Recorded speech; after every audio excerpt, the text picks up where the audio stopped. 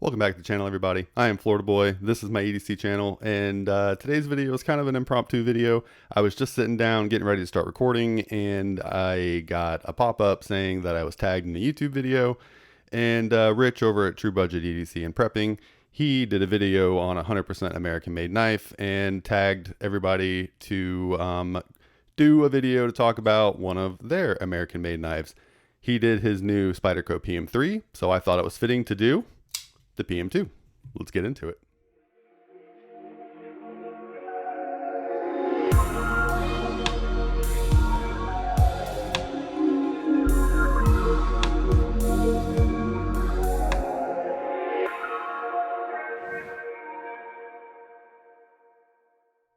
So this is definitely one of my favorite knives in my collection.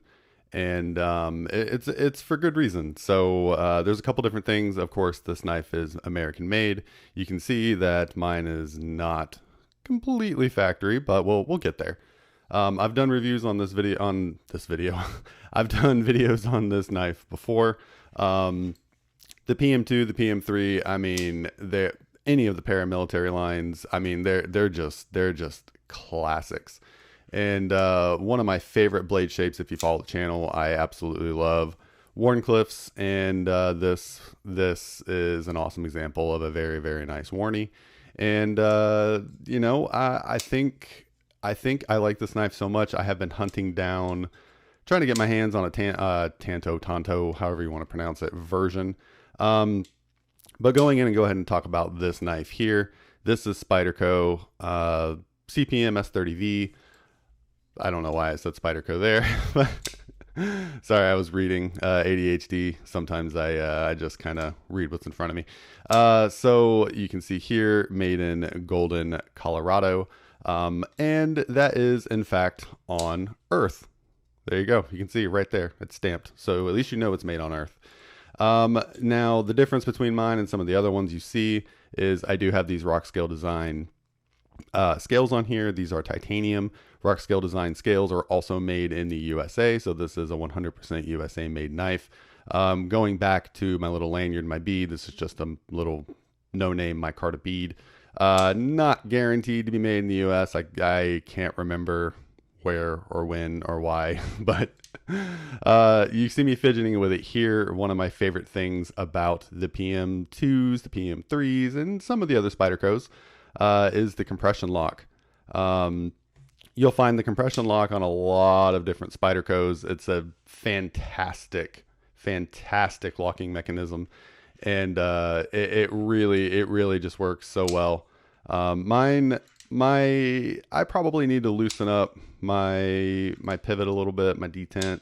It's a little tight, but I prefer it that way. Just a little bit gives me a little bit more of a assertive flick. Now, if we look at the back of mine here, we can see that I do have an aftermarket clip as well. This is a titanium Lynch Northwest clip, and I'm a huge fan of them. I think they're really awesome. You can see the retention on here is excellent. Going back to the knife itself, this is a Cutlery Shop exclusive, the Wharncliffe edition, and I was really happy to find one. I had bought mine on the secondary market. I did not get one at drop. I wouldn't say they're sought after, but if you find one for a good price, it's probably going to go pretty quick. So, yeah, you know, it's one of those things that if you want one, go ahead and pick one up. I want to say the price for the Wharncliffe on the drop was, oh God, what was it? It was I think it was somewhere around like 160. Don't quote me. Don't quote me. If you go to Cutlery Shop's website, I think it just shows $0 because they're out of stock. But I would buy this knife again, 100%. I'm just such a huge fan of this knife. The ergos are so good. One of the things that Rich talked about was the funky blade shape, and that is because of the the Spidey hole.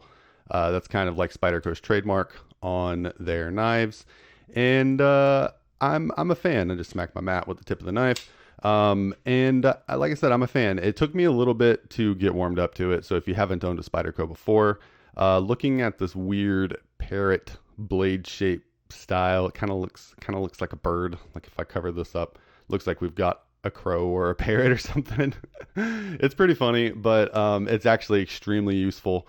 The reverse flicking action on any of the Spyderco knives is so good. I mean that there's a reason why it's called the Spidey Flick. If you have not owned a Spyderco, just trust me, trust the rest of the knife community. There's a reason why people buy these. I promise.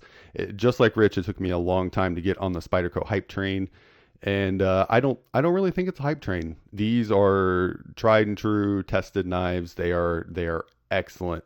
And as far as knives go, if you are kind of big in the knife community, these knives right here, bing. These knives right here are super customizable. They make a ton of parts for pretty much every Spyderco. Rock scale design also has a backspacer that's titanium that I think it runs about $50. That is in my near future. I just haven't got there yet. I don't know why I haven't bought it yet. But if we look underneath here, let me grab a little flashlight. If we look under here, we have stainless steel liners. And the construction overall, everything is really good. And if you look at my rock scale design, if you look at these aftermarket scales, I'll stop saying the whole name of them. But if you look at the aftermarket scales here, the fit and finish is super good. You can see how everything is really flush. A lot of companies like Flytanium, RSG, oh man, there's a bunch of other ones. They're just kind of escaping me at the moment. But usually they are made pretty good. For a knife like this with the compression lock and the stuff that you have going on the inside, the tolerances need to be pretty tight. So the companies that are making these aftermarket scales generally do a really good job. Now, something that I will add in, if you are looking at these videos and you are thinking about buying a Spyderco because you want to do mods or you want to customize this knife, one of the things I would recommend is getting online. And if you see this little lanyard hole right here, this is a press-fitted stainless steel. I believe it's stainless. Little lanyard loop. I forget what the technical term for that is, but it is press-fitted and it is a bear to get it out there when you disassemble this knife. A lot of people for cleaning, whenever they take this apart, they will just disassemble the top, leave the lanyard hole on there, and then you can kind of slide the scales apart. And that allows you to do like a little, kind of a normal field cleaning without having to fully disassemble the knife. The compression lock isn't the easiest thing in the world to take apart, but in my experience, it's a lot easier than, say, like a button lock or an access lock. I think the compression lock is relatively easier than those. At least it's definitely not like a knife I would say would be the first knife I'd ever want to take apart. That would be kind of a it'd be kind of not fun to do that.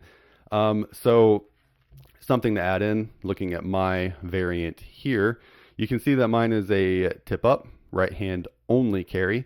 But that is just because of the aftermarket scales. Whenever you buy aftermarket scales, generally, if they are not ambi, tip up, tip down, left, right, they give you the option to purchase, which side you're going to carry it. I think RSG, pretty much all of their scales are tip up only, but I haven't looked through all of them. These scales to me are just absolutely gorgeous. I love these scales. Oh man. And the black hardware, I forget, knife something. The hardware is also not what comes with this knife. I went with the black hardware. So mine, like I said, mine's got a little bit of different stuff going on here, but generally coming down to the meat and potatoes here, it's pretty much the same thing, other than scales. Looking at the blade here, obviously I've already stated this is the Wharncliffe edition, but you do see you have a full flat grind. This knife is super slicey, and that's why I like it so much. This thing is just absolutely crazy at doing utility cuts, and I wouldn't have it any other way. Whenever you buy a Spyderco, these are worker knives, and you can see I barely set this thing down whenever I'm holding it because it's just, oh, the ergos are just so good. It fits in your hands so well, even with the aftermarket scales. Like I said, RSG does a really good job. You've got a really nice little choke up spot. I really like this. Your little finger choil you've got going on right here. You can see we've got jimping on the underside, and we've got jimping on the top for the thumb ramp. So it's really, really nice if you want to choke up. You can really, kind of maneuver your hand over if you need to do a little bit more precision cuts, or if you're going to do any kind of like squigglies or anything like that. I don't know what the real world use for squigglies is going to be, or if there's really a name for squigglies, but you catch my drift. That's the blade shape is just so good. They do such a good job. S30V, awesome steel. You can find these knives in a bunch of different blade shapes. Um, I I'm just, man, I don't know why I didn't get on the Spyderco train a lot sooner than I did.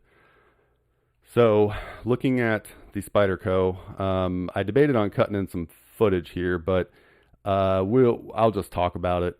When you look at the Spyderco, the PM2, which is this guy here, let me get out a ruler real fast. I said I'm not going to go super crazy with details because I've already done a review on this knife. So if you want to see more of that, just check my channel. It's under knives and folding knives. It's on playlist, all that good stuff. But you can see we have a 3-inch cutting edge overall. If you're going to go all the way to the scale itself, we probably have about 3.5 inches roughly for the entire, bladed side of the knife. Overall length of this knife, if you didn't notice, was about 8.25, and closed length is just shy of 5 inches. So, oh man, it is bigger than the PM3. The PM3 is going to be, for a lot of people, the PM3 is better for EDC because it is a little bit smaller. It's not quite as big, not quite as intrusive, and kind of one of those things in the knife community, whenever you pull it out of your pocket to make a cut or to do something, it's not quite as intimidating. So that is kind of one of those big things for people. It's whenever you pull out your knife, you don't want people kind of gasping and being like, oh man, he's got a knife. And that, not everybody does that. I think knives in the community so far, or in the general world population, I think knives are kind of finding their place.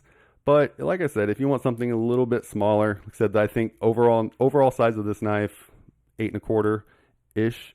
PM3 is going to run about 7.25, and closed length is about 4.25. So it is about an inch smaller all the way around. So it is a little bit more EDC friendly, a little bit more pocket friendly, and just as customizable words as the PM2. So, you have a ton of options whenever you're looking at the paramilitary lines, and, USA made, man.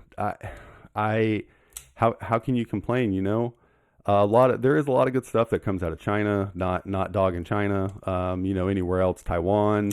There's a lot of countries making knives. There's a lot of big knives coming out now from, lesser known, like Africa. Africa's got some custom knife makers, and they're making some beautiful knives. So keeping it traditional for this video, responding to Rich over at True Budget EDC and Prepping. And we were just taking a look at one of my favorite USA made knives. I almost did this video on the MSI, but I'm still learning to love my MSI. So the PM2, especially this Warncliffe edition, it's just got a special place in my heart. And one more time, if you've never reverse flicked, or Spidey flicked, as it's normally called, if you've never Spidey flicked a Spyderco knife, that's why you don't own one. Honestly, it literally feels like it's made for reverse flick. And of course you can thumb flick. I'm not the greatest thumb flicker in the world with the Spidey hole, but I can do it if I give it just a little bit of wrist. I usually reverse flick everything that I open. I don't know why. It feels more natural to me to just pop it out, reverse flick it. Kind of looks like magic to people who've never seen it before, so that's a lot of fun. Here you go. Take a look at this compression lock real fast. You can just kind of see, I'll grab my flashlight again. There we go. You can just kind of see kind of how it works there. Not super intricate. Actually, it's a pretty simple design, relatively.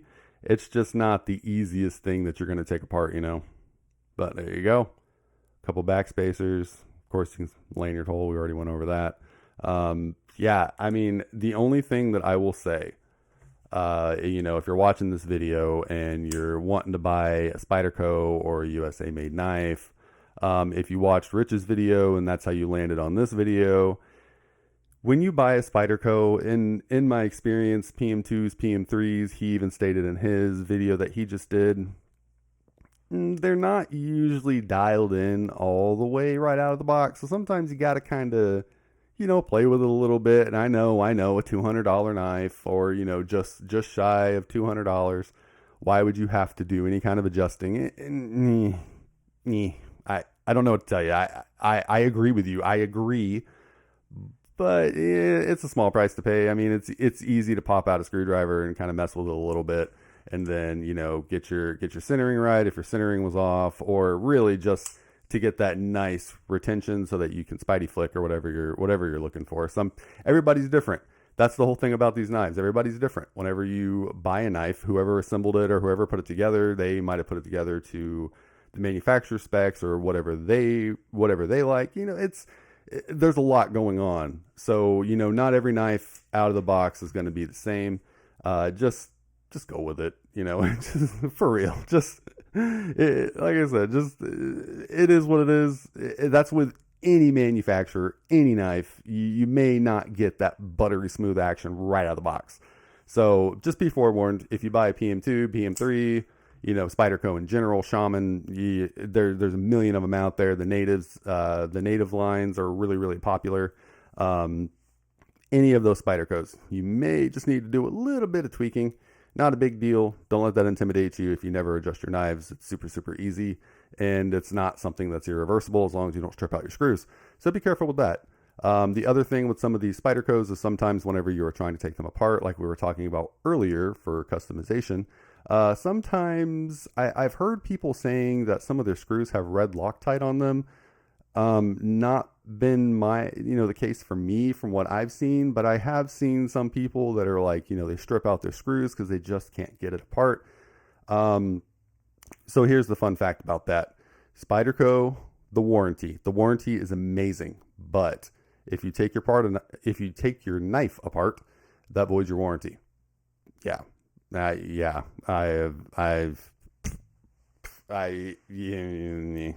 won't. We're not gonna dive in on that.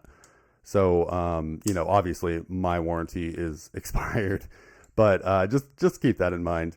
Last thing I want to talk about. Don't buy the knockoffs. I know. They're expensive. Some people spending $200 on a knife. I know it's crazy. You won't until you will. Famous words, Metal Complex. You won't until you will, or until you do. You won't until you do. There we go. That has been my case since I've gotten into the knife world. I was like, $50 is good on a knife. $100, I gotta love it. $200, oh my God. $300 and up, no freaking way. And there's a difference. I've done my fair share of clones. It took me like 2 good clones and then playing with the real one to realize, okay, there's a difference here. And it's knives like this, they're not in everybody's budget. But think about the other things you're doing when you buy a knife like this. You're not just buying a knife. You're supporting a US company. You're buying the real version. I mean, if you really break it down, if you're a person that buys a lot of clones, by the time you buy 3 or 4 clones, you probably could have bought one of these. Clones are cheap. Like you can get online, you can buy a PM2, PM3 clone for probably $30 to $50. But by the time you buy 3 of those, you could have bought the real deal. And I promise the action is better. While clones are getting better and better, and their action is getting better, because I mean, let's face it, putting together a knife, it's really not rocket science. If someone has the designs and the plans and they know what they're doing, or at least have the machines to be able to put them together, they can probably build a pretty good knife. But it's all the other stuff you're doing. You're supporting an American company. You're not supporting somebody who's ripping off the design and selling it as the real deal. And that being said, if you go to buy a knife, like one of my favorite places to buy knives, eBay, shame on me, but eBay's really good. It's a really good secondary market. And the thing you have to be careful about, especially with Spyderco, is there's a lot of clones, and there's a lot of people passing off real, or clones as real knives.